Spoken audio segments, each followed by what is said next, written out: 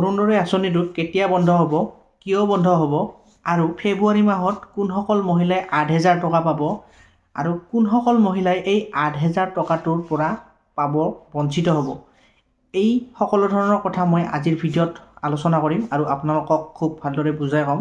গতিকে মোৰ ভিডিঅ'টো আপোনালোকে সম্পূৰ্ণ শেষলৈকে চাই থাকিব। যদি আপুনি কিছুমান কথা স্কিপ কৰে তেনেহ'লে আপুনি কিছুমান কথা বুজি নাপাব আৰু এই ৮,০০০ টকাটো পাবৰ পৰা বঞ্চিত হ'ব পাৰে। গতিকে মোৰ ভিডিঅ'টো আপুনি শেষলৈকে চাই থাকিব, স্কিপ নকৰাকৈ চাব। যদি মোৰ ভিডিঅ'টো ভাল লাগে তেনেহ'লে মোৰ ভিডিঅ'টো আপুনি লাইক কৰি দিব আৰু যদি মোৰ চেনেলটোলৈ প্ৰথমবাৰৰ কাৰণে আহিছে তেনেহ'লে মোৰ চেনেলটো আপুনি ছাবস্ক্ৰাইব কৰিবলৈ নাপাহৰিব, কাৰণ এনেকুৱা ধৰণৰ ভিডিঅ' মই আপোনালোকৰ কাৰণে সদায় লৈ আহোঁ আৰু মোৰ চেনেলত আপোনালোকে পাব Orunodoi related, PM Kisan related, অসমৰ যিকোনো ধৰণৰ আঁচনি ৰিলেটেড সকলো ধৰণৰ ভিডিঅ' বেলেগতকৈ মোৰ চেনেলত আপোনালোকে এদিন হ'লেও আগত পাব। গতিকে মোৰ চেনেলটো আপোনালোকে ছাবস্ক্ৰাইব কৰিবলৈ নাপাহৰিব। তো বলক এতিয়া ভিডিঅ'টো দেৰি নকৰি আৰম্ভ কৰোঁ। অৰুণোদয় আঁচনিটো কেতিয়া বন্ধ হ'ব আৰু কিয় বন্ধ হ'ব মই আপোনালোকক এতিয়া কৈ আছোঁ। অসমৰ মুখ্যমন্ত্ৰী হিমন্ত বিশ্ব শৰ্মা ডাঙৰীয়াই কৈছে যে এপ্ৰিল মাহৰ পৰা, এতিয়া আপোনালোকৰ জানুৱাৰী মাহ চলি আছে, গতিকে এপ্ৰিল মাহৰ পৰা যেতিয়া ইলেকশ্যনৰ কাম চলিব, এপ্ৰিল মাহৰ পিছৰ পৰা যিহেতু ইলেকশ্যনৰ কাম চলিব, তো ইলেকশ্যন চলি থকা মাহত আৰু যেতিয়ালৈ ইলেকশ্যন নহয় আৰু ইলেকশ্যনৰ ৰিজাল্ট নিদিয়ালৈকে আপোনালোকৰ অৰুণোদয় আঁচনিটো স্থগিত হৈ থাকিব, মানে আপোনালোকৰ পেণ্ডিং হৈ থাকিব, বন্ধ নহয়, পেণ্ডিং হৈ থাকিব। আৰু যেতিয়া ৰিজাল্ট দিব, ৰিজাল্টত এইখন চৰকাৰে আকৌ আহিব, তেতিয়া আপোনালোকৰ এই অৰুণোদয় আঁচনিটো আজিৰ দৰে কণ্টিনিউৱাছলি হৈ যাব, মানে পুনৰ পাই থাকিব। আৰু যদি এইখন চৰকাৰ নাহি পেলাই বেলেগ চৰকাৰ আহে তেনেহ'লে এইটো কোনো এতিয়ালৈ আপডেট অহা নাই, সেইখন চৰকাৰে এই অৰুণোদয় আঁচনিটো আপোনালোকক দি থাকিব নে নাই এইটো কোনো ধৰণৰ এতিয়ালৈকে আপডেট পোৱা নাই। কিন্তু এটা কথা সঁচা যে যদি এই ইলেকশ্যনৰ পিছত ৰিজাল্ট দিয়াৰ পিছত এইখন চৰকাৰে আকৌ পুনৰ গঠন হয়, তেতিয়াহ'লে আপোনালোকৰ এই অৰুণোদয় আঁচনিটো এতিয়া যেনেকৈ চলি আছে তেনেকৈ আপোনালোকে পাই থাকিব আৰু কিছু পৰিমাণে হ'লেও বৃদ্ধি হোৱাৰ এটা আশা আছে। তো এইখিনি আছিল। বহুতে ভাবি আছে যে ফেব্ৰুৱাৰী মাহত ৮,০০০ টকাটো যে পাব, সেই ৮,০০০ টকাটো আৰু নেক্সট মাহৰ পৰা আপোনালোকে সেই ৮,০০০ টকাকৈয়ে পাব নে কম পাব নে বেছি পাব। তো এই কনফিউজটো আপোনালোকক মই এতিয়া ক্লিয়াৰ কৰি গৈ আছোঁ। এই ৮,০০০ টকাটো আপোনালোকক কিয় দিছে আৰু কেনেকৈ দিছে মই আপোনালোকক এতিয়া কৈ আছোঁ। আপোনালোকক যিটো ফেব্ৰুৱাৰী মাহত ৮,০০০ টকাটো দিছে সেইটো হ'ল আপোনালোকৰ 4 মাহৰ টকাটো একেলগে দিছে। 4 মাহৰ টকা হয় আপোনালোকৰ 5,০০০ টকা, 1,250 টকা পূৰণ 4 মাহ ইকুৱেল টু 5,০০০ টকা। আৰু যিটো 3,০০০ টকা বেছিকৈ দিছে আপোনালোকক, সেইটো দিছে আপোনালোকক বিহুৰ উপহাৰ। বিহুৰ উপহাৰ হিচাপে আপোনালোকক 3,০০০ দিছে আৰু জানুৱাৰী, ফেব্ৰুৱাৰী, মাৰ্চ, এপ্ৰিললৈকে আপোনালোকক একেবাৰে ফেব্ৰুৱাৰী মাহত 5,০০০ টকা দিছে। টোটেল হয়গৈ আপোনালোকৰ 8,০০০ টকা। গতিকে এই 8,০০০ টকা আপোনালোকক দিছে।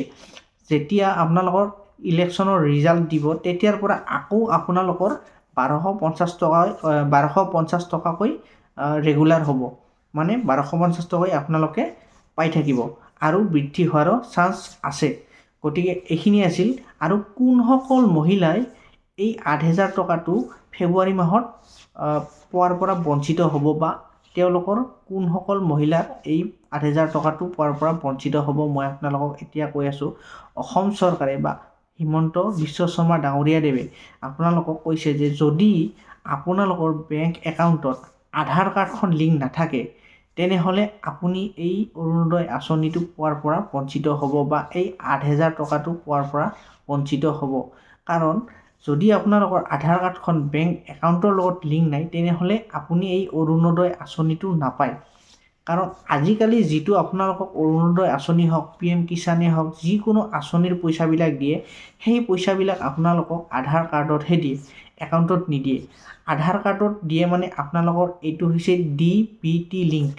DBT লিংকৰ জৰিয়তে আপোনালোকক আধাৰ কাৰ্ডত সোমাই দিয়ে। এই আধাৰ কাৰ্ডত সোমাই দিয়া টকাটো আপোনালোকৰ বেংকত গৈ সোমায়। DBT মানে হৈছে direct beneficiary transfer. Direct beneficiary transfer মানে হৈছে DBT। DBT লিংক আছেনে নাই আপোনালোকে আপোনাৰ বেংকত গৈ চেক কৰিব পাৰিব। যদি নাই তেনেহ'লে আপুনি আজিয়েই এই DBT লিংকটো কৰাই লওক। যদি নাই DBT লিংক তেনেহ'লে আপোনালোকে এই অৰুণোদয় আঁচনিৰ টকাটো নাপায়। কেনেদৰে লিংক কৰিব লাগে আপোনালোকে বেংকত গৈ সুধি লওক। তেওঁলোকে এদিন বা 2 দিনত এইটো প্ৰচেছ হয়। এদিন বা 2 দিনৰ ভিতৰত আপোনালোকৰ DBT লিংক হৈ যায়, মানে বেংক একাউণ্টৰ লগত আধাৰ কাৰ্ডখন লিংক হৈ যায়। গতিকে এইটো খুব বাঞ্ছনীয়। আপোনালোকৰ যদি নাই তেনেহ'লে আপুনি একেবাৰে এই লিংকটো কৰি ল'ব লাগিব। তাৰপিছত মই কৈ আছোঁ, যিসকল মহিলাই অৰুণোদয় আঁচনিটো পাব লাগে কিন্তু এতিয়ালৈকে সেইসকল মহিলাই অৰুণোদয় আঁচনিটো পোৱা নাই। এই অৰুণোদয় আঁচনিটো কেনেদৰে পাব মই আপোনালোকক খুব সুন্দৰকৈ বুজাই দিম।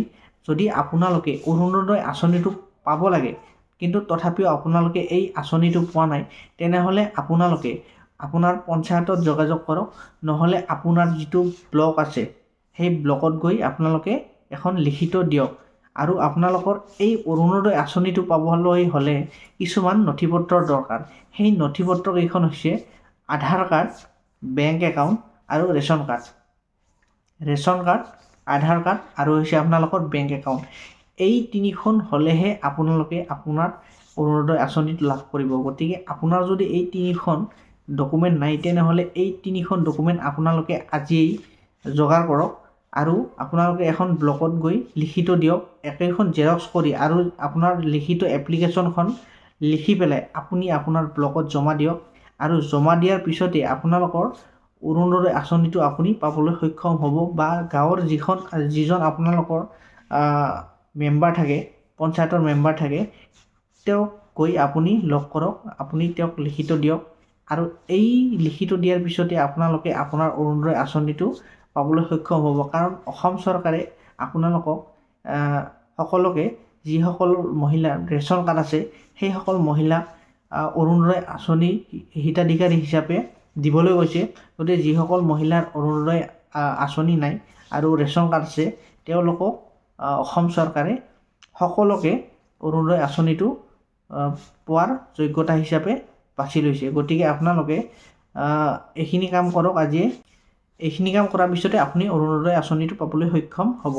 যদি মোৰ ভিডিঅ'টো ভাল লাগিল তেনেহ'লে মোৰ ভিডিঅ'টো লাইক কৰি দিব। আৰু যদি মোৰ চেনেলটোলৈ প্ৰথমবাৰৰ কাৰণে আহিছে তেনেহ'লে মোৰ চেনেলটো আপুনি ছাবস্ক্ৰাইব কৰিবলৈ নাপাহৰিব। কাৰণ কিয় এনেকুৱা ধৰণৰ ভিডিঅ' মই আপোনালোকৰ কাৰণে সদায় লৈ আহোঁ। ধন্যবাদ।